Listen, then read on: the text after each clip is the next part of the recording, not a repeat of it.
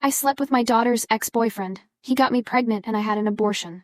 They got back together and got married. This was back in, let me think, maybe 1997? I was 38 and my daughter was 18, and she was dating Harry, who was 24. I was an alcoholic and dabbled in other drugs, mostly cocaine. I was not a good person, let alone mother. Not like I was abusive to my daughter or anything, but I was generally inattentive and cared more about my alcohol and drugs than her, especially in her teen years. I am 14 years sober now. I disapproved of my daughter dating Harry, but I never told her why. He would flirt with me, constantly, and the age difference also creeped me out. Also, he was an alcoholic and drug user, just like me. She broke up with him over his alcoholism. Soon after she moved away, not too far, but regardless, she didn't live with me anymore.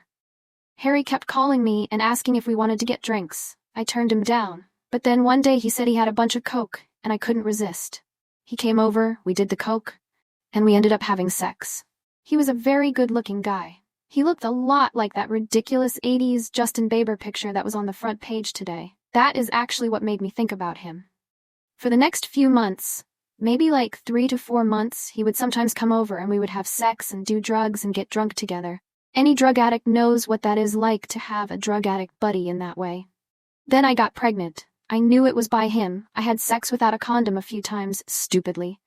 I never told him I was pregnant, and I went and got the abortion and kept it a secret.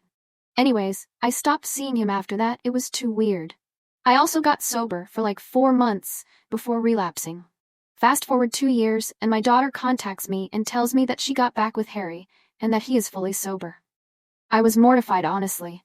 He was going to tell her that we slept together, and she is going to hate me for life. They came over one day and said hi, and when my daughter was gone, Harry told me that there is no reason to tell her about what happened. I agreed. It's been 16 years of marriage on their part. They have a kid together. Harry got cancer, then beat it. I got sober. That's basically it. I don't see them very often. They live in Texas and I live on the East Coast, but whenever I do, there's always that tension between me and Harry. It's literally the first thing that comes to either of our minds. I can just tell. Not like sexual tension. Why did we have to do that? What the fuck is wrong with us? Kind of tension. I think about this often, especially when I see my grandson. I always think that could have been my son if things had gone differently. But wow, what a disaster that would have been if I decided to keep that child.